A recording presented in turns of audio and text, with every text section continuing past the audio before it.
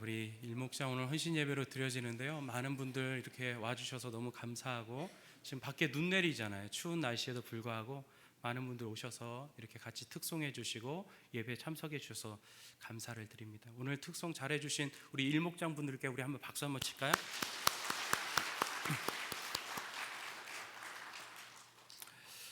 우리 삶에 일이 이루어지고 이루어지지 않는 모든 것의 중심에는 기도라는 키가 있습니다. 우리가 기도하던 기도하지 않던 하나님의 계획하신 것 하나님께서 하시면 되잖아요. 그런데 하나님께서 너희가 기도하지 않고는 이런 유의 역사가 일어나지 않는다라고 말씀하십니다. 복 주신다라고 약속했다 할지라도 기도하지 않으면 응답이 없다라는 것을 우리는 알아야 됩니다. 하나님의 축복의 계획이 있다 할지라도 내가 기도하지 않으면 축복이 내려오지 않고 잡혀있게 돼요. 기도를 통하지 않고는 응답하지 않는 것이 하나님의 일하는 방식입니다. 하나님께서는 왜 꼭 우리가 기도해야만 주실까요? 그냥 주시면 안 되나요? 여러분, 우리가 나중에 우리 삶에서 기억하는 일이 무엇입니까? 하나님께 구하고 찾고 매달려서 응답으로 얻은 것들이 우리 삶의 간증이 됩니다. 평범한 것은 잘 기억하지 못해요. 근데 절박했던 순간, 그래서 내가 하나님께 부르짖고 구했던 순간, 이것들이 응답으로 이루어지는 순간, 이런 것들이 우리 안에 영적인 추억으로 자리 잡게 됩니다. 그리고 그런 추억들은 우리에게 믿음의 자산이 되면서 하나님께 가까이 나가는 계기가 되고 또 하나님과의 관계를 회복시키는 계기를 만들어줍니다.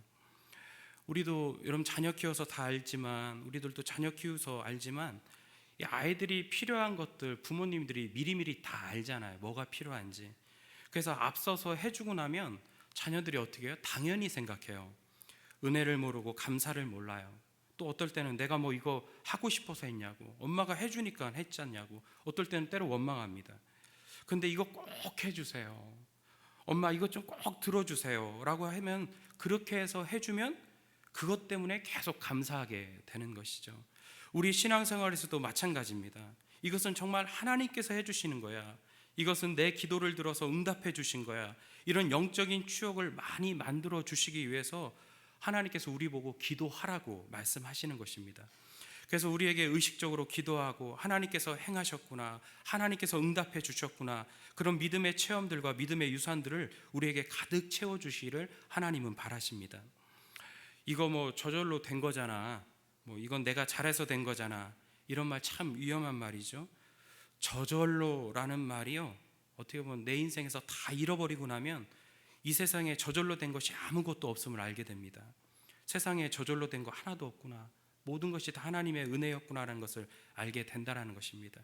기도의 체험은 우리 안에 귀한 영적인 자산이 되고, 이것이 하나님과의 관계 회복의 열쇠가 되는 것입니다.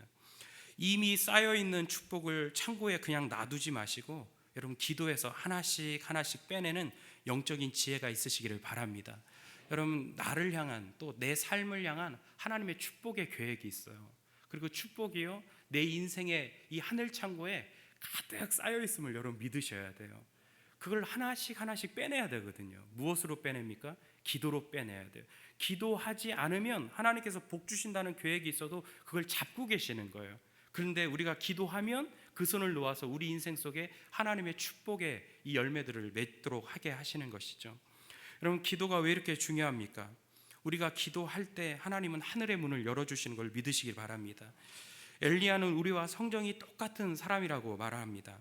그가 기도할 때 하늘이 닫혔고 기도할 때 하늘이 열렸습니다. 이 엘리야는 나랑 성정이 똑같은 사람이라는 거거든요. 본성이 똑같다라는 거예요. 성질이 똑같다라는 거예요. 나처럼 연약해질 수 있고, 나처럼 쉽게 포기할 수도 있고, 나처럼 실수할 수 있는 사람이에요. 그런 엘리야가 기도할 때 하늘이 닫히고 하늘이 열려요.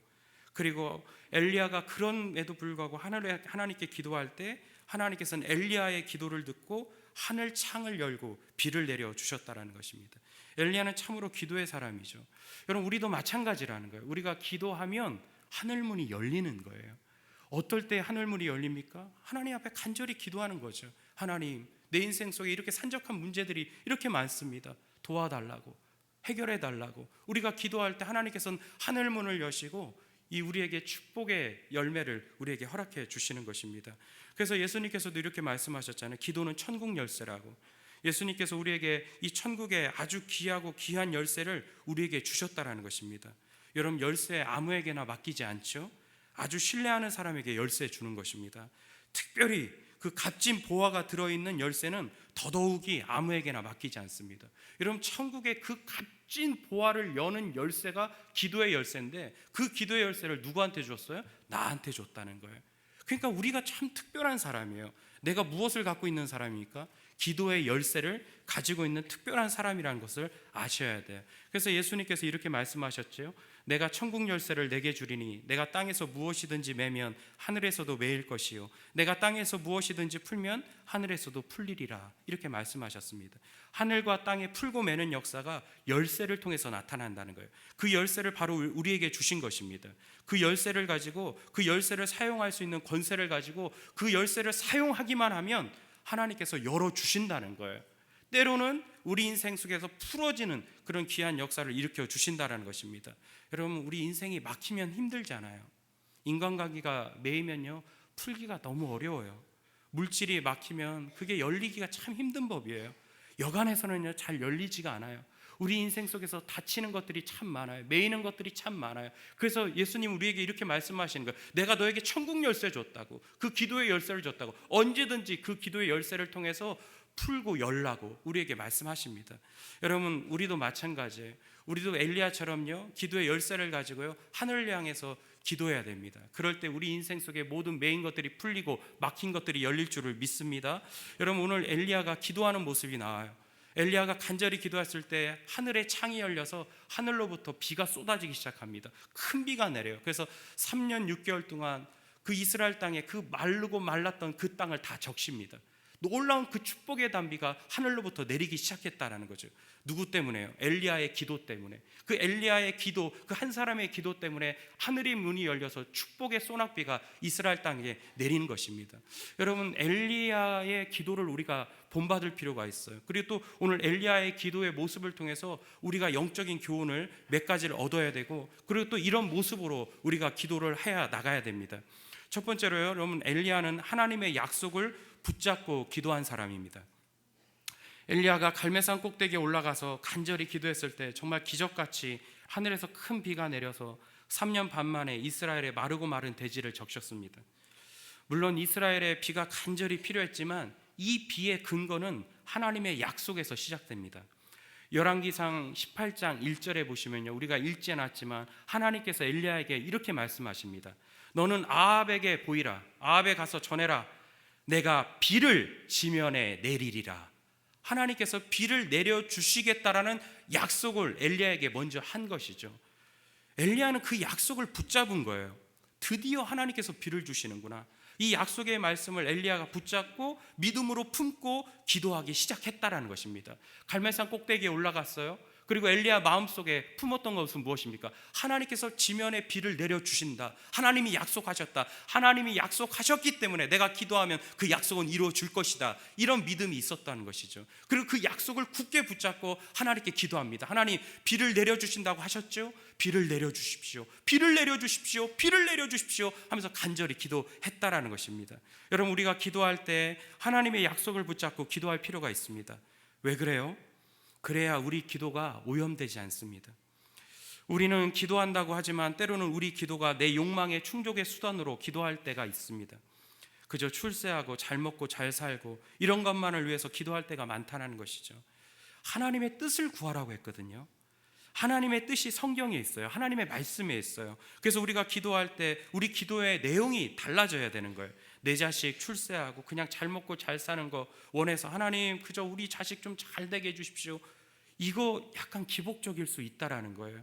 성경에 보니까 하나님은 하나님의 백성들이, 자녀들이 하나님의 뜻을 따라 살기를 기대한다라고 말씀하셨습니다.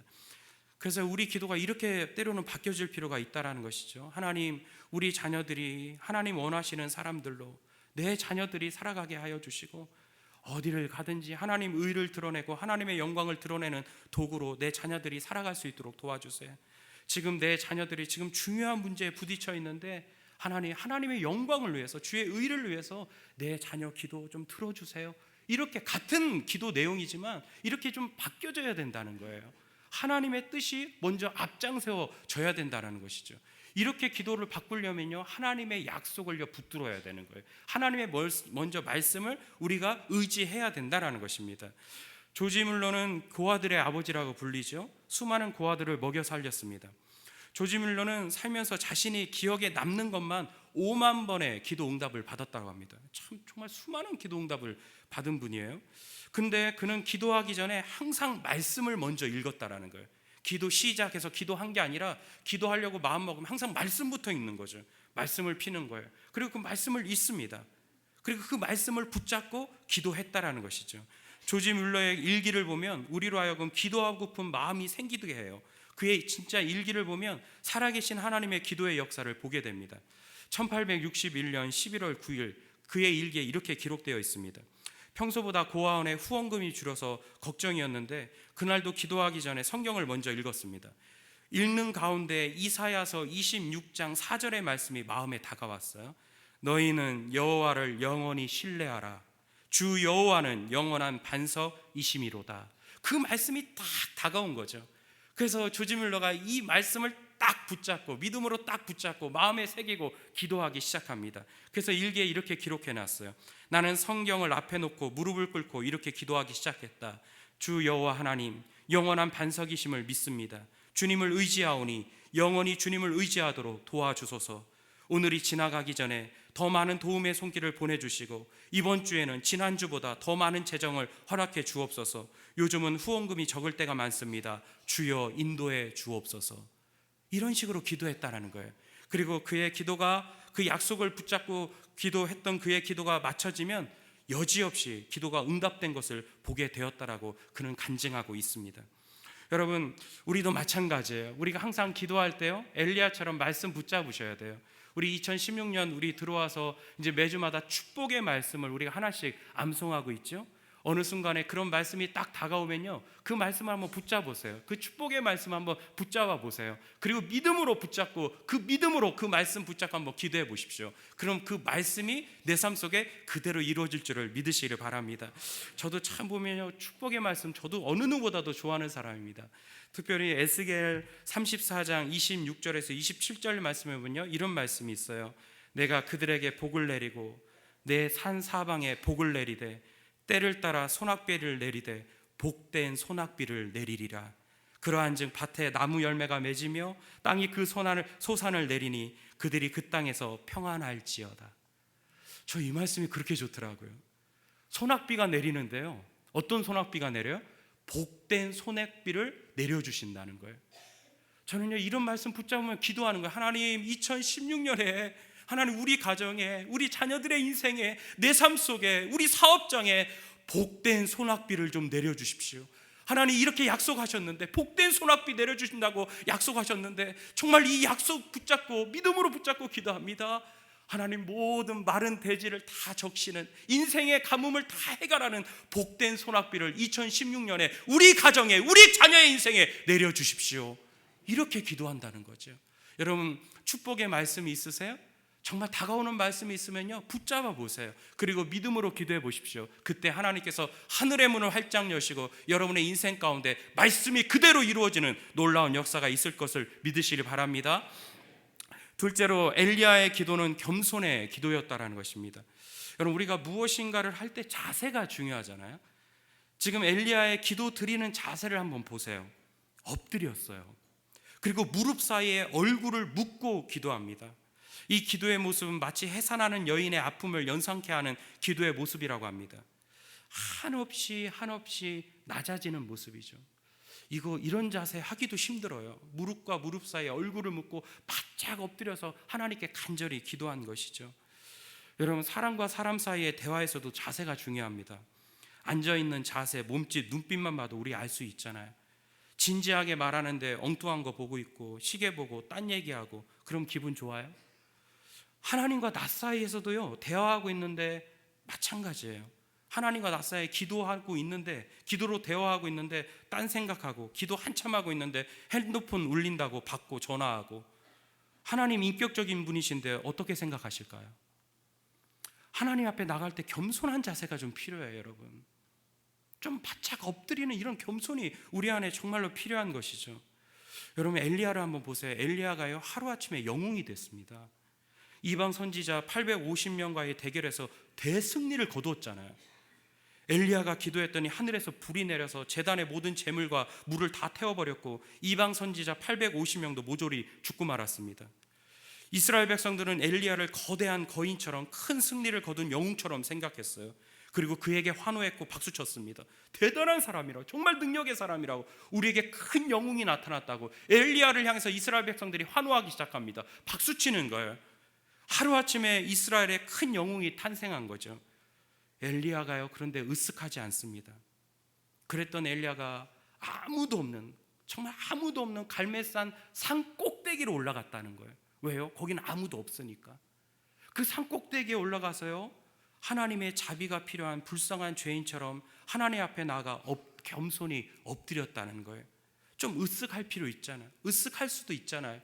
많은 사람들이 막 칭송하고 박수치는데 그래도 좀 내가 그래도 대단해, 그래 내가 기도했더니 하늘에서 불이 내렸어, 이럴 법도 하잖아요. 근데요, 엘리야의 기도의 모습을 보세요. 영웅이에요. 그럼에도 불구하고 하나님 앞에서는 한없이 낮아지는 거예요. 한없이 낮아져서 엎드려지는 거죠. 바알의 권세와 직면했을 때는 사자처럼 용맹하고 담대했지만 하나님과 더불어 홀로 있을 때는 자신의 얼굴을 무릎 사이에 놓고 부끄러운 자처럼 겸손히 기도했다라는 것입니다. 이것이 진정한 겸손이에요. 어제의 승리가 오늘의 승리를 보장하지 않습니다. 큰 승리 후에 넘어지는 사람들 너무 많잖아요. 교만하기 때문이죠. 어제의 승리에 안주하지 않고 여전히 기본으로 돌아가 겸손히 기도하는 것이 우리 안에 필요한 걸 믿으시길 바랍니다. 내가 좀 가졌다고요? 누가 주셨나요? 우리는 하나님 앞에서 항상 피조물임을 인식하며 살아야 됩니다. 내가 피조물이라는 것을 망각하면 안 돼요. 내 생각대로 모든 것이 되면 우리는 착각합니다. 내가 잘나서 그런 줄 알아요. 이런 사람은 자존심은 있지만 기도는 없습니다. 내가 노력하고 분투하고 싸우고 쟁취하면서 살아가는 사람은 한번 빼앗기면 분을 사귀지 못하는 거죠. 내가 이걸 어떻게 이루었고 어떻게 얻었는데 하면서 분을 사귀질 못해요. 반면에 모든 것을 선물로 생각하는 사람이 있어요. 태어날 때 아무것도 가지지 않고 태어나서 지금까지 이렇게 내가 사는 것도 은혜다.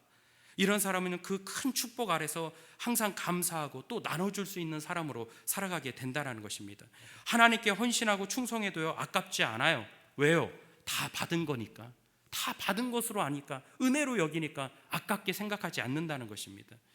인간의 능력으로는 한계가 있습니다. 자기 노력만 가지고 세상을 사랑한다는 것이 너무 힘든다는 거 여러분 다 아실 거예요.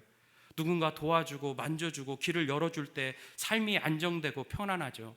이렇게 도움을 받고 사랑받은 사람이 또 누군가를 도와줄 수 있는 것이지, 자기 힘만으로 아등바등 살아가면 도와주는 법도 모릅니다. 하나님의 도움을 받으셔야 돼요, 여러분.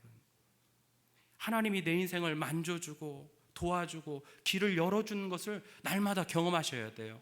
이런 사람이 또 다른 사람을 위해서 섬길 수도 있어요. 이런 사람이 또 은혜도 베풀고 사랑도 베푸는 거예요. 하나님, 나는 고개 들 수조차도 없는 부끄러운 죄인입니다. 저를 그냥 불쌍히 여겨주십시오. 이런 겸손한 기도가 있을 때 하나님의 도움이 우리 가운데 임하는 것입니다. 또한 겸손한 기도가 왜 필요합니까? 응답에 대한 반응이 달라지기 때문이죠. 우리는 기도의 응답의 모습을 때로는 머릿속에 그립니다. 내가 기도하면 하나님께서 이렇게 하나님께서 해주실 거야 하면서 머릿속에 그릴 때가 많아요. 이미 응답을 그려놓고 상상해요. 하지만 하나님께서 원하시는 것은 하나님 뜻 안에서 내가 복종하는 것입니다. 어떤 응답이 오든, 하나님 내가 기도해서 어떻게 응답이 오든, 어떤 모양의 모습이든 응답이 오든 그냥 하나님 행하시는 대로 내가 순종하겠습니다. 이런 기도의 자세가 필요하다라는 것이죠. 우리는 내가 하나님께 강력하게 요청해서 하늘 보좌를 흔들어서 하나님께 기도 응답을 받아내는 것이라고 생각합니다. 하지만 하나님께서 원하시는 것은, 하나님께서 어떻게 하시든 하나님께서 하시는 것은 100% 옳습니다. 내 마음에 허락되지 않는다 할지라도 제가 따르겠습니다. 나는 피조물에 불과합니다. 이런 겸손과 낮아짐의 기도에서 복종과 순종이 시작되는 것입니다. 어떤 응답이든, 하나님 내가 기도해서 어떤 응답이든 내가 순종하겠습니다. 이런 마음이 우리 안에 필요한 거예요. 자기는 항상 응답을 기대해요. 응답 기대하는 건 좋아요. 하지만 내 뜻대로 응답이 오지 않으면 우리는 원망하는 거죠. 겸손하지 않기 때문에요. 정말 겸손히 기도하는 사람은요, 어떤 응답이든 100% 순종해요. 하나님이 옳습니다. 하나님이 정말 옳습니다. 하나님은 항상 절대 진리입니다. 그 응답에 제가 절대적으로 순종하고 제가 복종하고 따르겠습니다. 이런 자세가 하나님께 필요하다는 거죠. 내가 응답을 만드는 게 아니에요. 내가 응답을 만들어내서는 안 돼요. 어떤 응답을 주시든 그 응답에 순종하고 복종하는 자세가 우리 안에 필요한 거예요. 이런 사람이요, 겸손한 기도에 하는 사람의 모습에서 나오는 것입니다.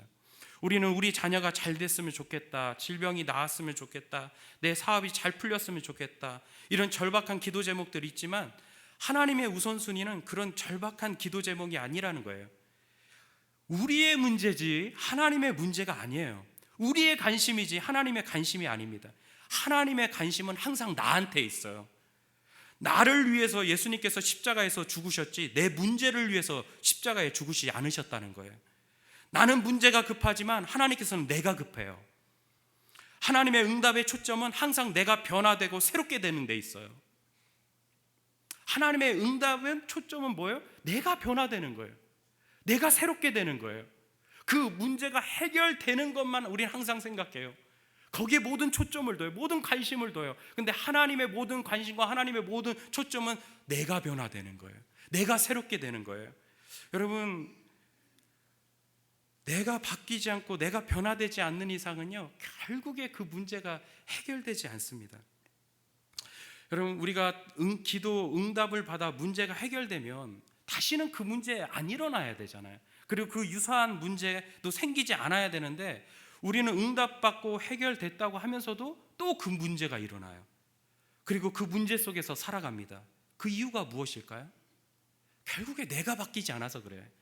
내가 새로워지지 않기 때문입니다. 그러니까 문제는 해결됐다고 하지만 또 문제가 일어나요. 또 일어나요. 그 문제 속에서 계속 살아가게 되는 거죠. 결국에 그 문제가 궁극적으로 해결되는 열쇠는 뭐가 있어요? 내가 변화될 때, 내가 새롭게 될 때, 하나님 원하시는 모습으로 내가 변화되고 달라질 때 그 문제도 완전히 해결되는 것을 여러분 믿으시기를 바랍니다. 하나님 우리에게 복 주시기를 원하세요. 우리를 사랑하기 때문이죠.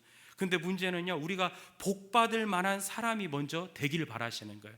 축복의 그릇을 먼저 예비하기를 바라시는 거예요. 어떻게? 깨끗하게, 정결하게, 거룩하게. 나를 전혀 변화시키지 않고 나를 새롭게 하지 않는 상태에서 응답만 바라는 거예요. 이게 겸손이 아니라는 거예요. 때로는 하나님은 우리 인생에 가뭄을 일으켜서 우리가 알고 있고 우리가 믿고 있고 우리가 옳다고 생각하는 것에 대해서 회의를 들게 하시는 거예요. 야, 그래, 이게 아닐 수 있구나. 내 노력과 내 힘으로 모든 것을 다 해봐도 안 될 때, 이게 아니구나 할 때 하나님께서 드디어 우리 삶 속에 깊숙이 개입해서 우리를 정말로 깨닫게 하시는 것이죠. 그때 우리는 깨달아요. 참, 주님이 내 삶의 전부구나. 하나님밖에 없구나. 위로 하나님께서 주셔야 되는 거지 내 힘으로 살 수 있는 게 아니구나. 하나님께서 베풀어 주셔야 되고 하나님께서 도와주셔야 내가 사는 거지 내 능력이 아니고 내 힘이 아니구나 하면서 엎드리게 만드시는 거예요. 마음을 하나님께로 가까이 오게 하나님은 원하시는 것이죠. 근데 때로는요, 어떤 분 이렇게 얘기하는 분도 있어요. 목사님, 저 근데 응답 받았거든요. 근데 여러분, 내가 궁극적으로 변화되지 않고 새롭게 변화되지 않는 상태에서 오는 응답은요, 소위 말하는 징검다리 응답이라는 걸 여러분 아셔야 됩니다. 여러분, 내가 결국에 건너가야 될 곳은 저기인데 우리가 너무 힘들고 지치고 우리 믿음이 연약하면 하나님께서는요, 작게 응답을 해주시는 거예요. 징검다리를 하나씩 놔줘서 결국에 그 징검다리를 밟고 목적지까지 도착하게 하시는 거죠. 근데 여러분, 징검다리는 뭐예요? 물이 불어나면 보이지 않아요. 그리고 큰 물살이 일어나면 징검다리는 떠나버리고 맙니다. 여러분, 그 작은 것에 만족하면 안 되는 거예요. 징검다리 응답에 만족하시면 안 되는 거예요. 결국에 나를 돌아봐야 돼요. 겸손하게 엎드려서 하나님 앞에 정말 낮아져서 겸손하게 내 마음을 쏟아놓으면서 하나님께서 궁극적으로 원하시는 것이 무엇이냐, 나를 변화시키고 나를 새롭게 하시는 것이 하나님의 뜻이라는 것을 알고요, 겸손하게 엎드려 기도하는 것이 필요합니다.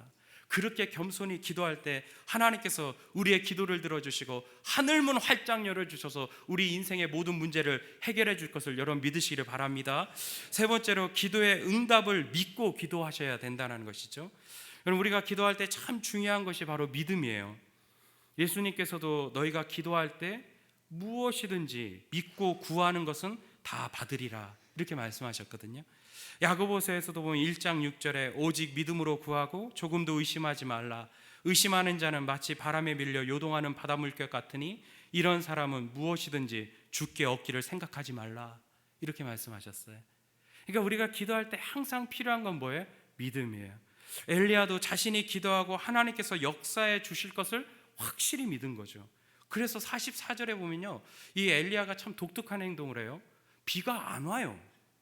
그냥 손바닥만한 구름만 보일 뿐이에요. 그럼에도 불구하고 엘리야는 확신을 가진 거예요. 비가 온다. 그것을 확실히 믿은 거예요. 그리고 나서 44절에 보니까 아합 왕에게 이렇게 얘기하는 거죠. 왕이시여, 지금 빨리 마차를 타고 내려가십시오. 큰 비의 소식이 있습니다. 마차를 타지 않으면 비 홀딱 맞고 내려갈 수 있으니까 빨리 마차 준비해서 마차 타고 내려가십시오. 이렇게 얘기하는 거죠. 지금 비가 오나요? 안 와요. 비가 올 조그만 징조만 보였을 뿐이에요. 근데 엘리야는 믿은 거예요. 근데 막상 이렇게 말해놓고 비가 안 내리면 어떻게 됩니까? 왕한테 거짓말한 거잖아요. 죽을 수도 있잖아요.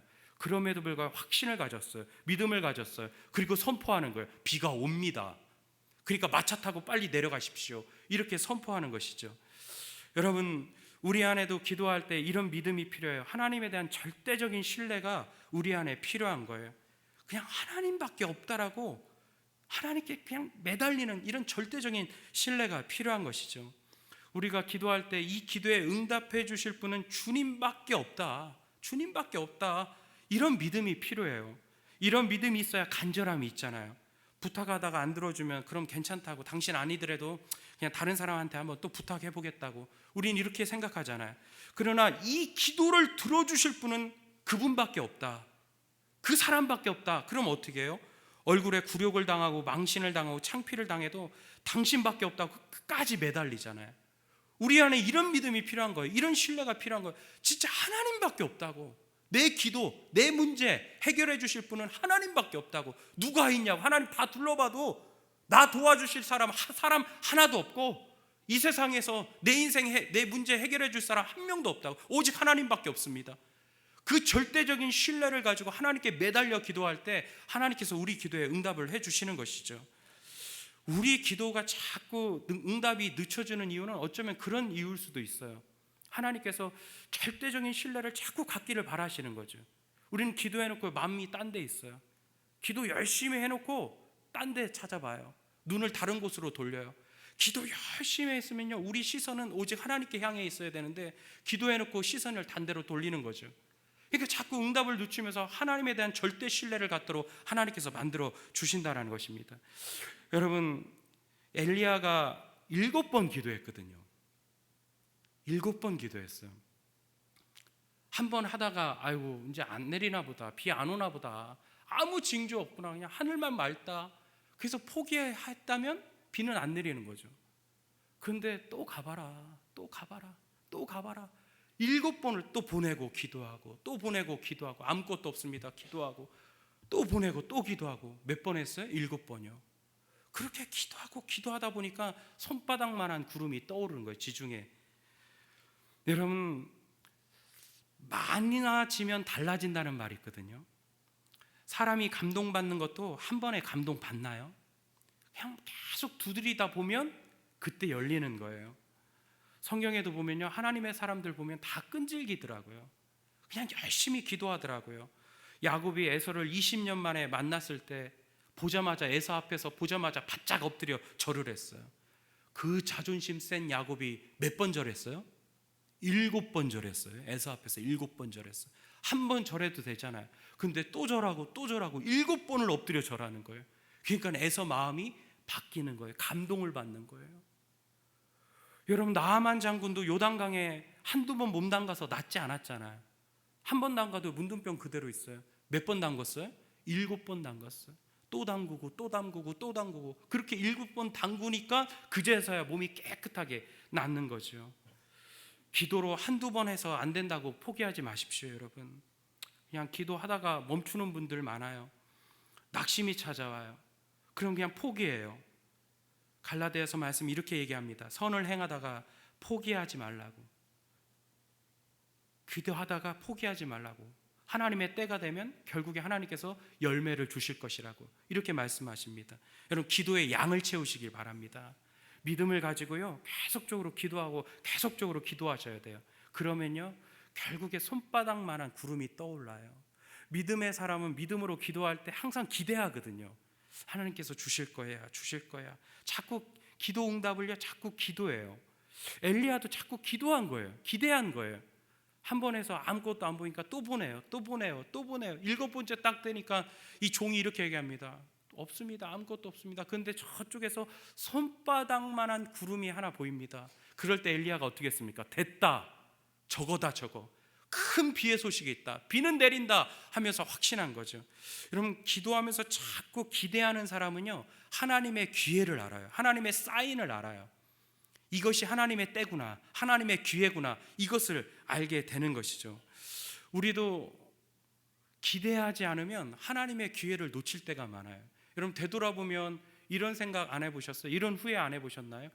그래, 맞아, 그때 그게 하나님의 기회였는데, 하나님의 사인이었는데, 이게 하나님이 주시는 때였는데, 하나님의 때였는데, 이게 하나님의 진짜 축복의 기회였는데, 사인이었는데, 아이고, 내가 이걸 왜 놓쳤나? 이런 분들 참 많잖아요. 저도 마찬가지예요. 왜 이런 하나님의 주시는 기회와 사인을 우리가 놓치며 살까요? 기도해놓고 기대하지 않아요. 기도하면요, 자꾸 기대해야 되거든요. 무엇 주실까? 어떻게 해주실까? 어떻게 역사해 주실까? 기도해놓고 기대하고, 기도하고 기대하고 자꾸 바라봐야 돼요. 그런 사람이 어떤 조그만 징조가 딱 오면요, 아, 저거다, 저거. 하나님의 사인이다, 하나님의 징조다, 된다, 이루어진다 확신하는 거예요. 근데 기도하지 않으면, 기도하고 기대하지 않으면 그런 것들을 다 놓쳐버리는 거죠. 여러분, 기도해 보세요. 손바닥만한 구름 하나에도요, 기대를 가는 거예요. 그것이 하나님의 사인임을 아는 거예요. 이런 손바닥만한 구름이 3년 반의 가뭄을 해결할 수 있어요? 근데 엘리야는 믿음의 눈으로 보는 겁니다. 이 손바닥만한 구름 뒤에 감춰진 거대한 먹구름을 보는 거예요. 거대한 축복의 먹구름을 바라보는 거죠. 여러분, 우리 인생도 마찬가지예요. 여러분, 기도하는 사람은요, 기대해요. 손바닥만한 구름 뒤에 감춰져 있는 항상 하나님의 큰 것을 바라봐요. 하나님의 역사는 항상 작은 것에서부터 시작이 돼요. 여러분, 작은 것을 소홀히 여기지 마십시오. 여러분, 우리 자녀들도 한번 봐보세요. 저도 3남매 키우고 있지만, 아유, 다 손바닥만한 구름이잖아요. 다 애들 바라볼 때, 아이고, 저 애들이 뭐가 될라나. 다 손바닥만한 구름. 그게 뭐 아무런 기대와 소망이 없죠. 근데 거기에를 자꾸 소망과 기대를 가지면 어때요? 그 손바닥만한 구름 뒤에 감춰져 있는 놀라운 축복의 역사가 우리 자녀 속에서 이루어지는 거죠.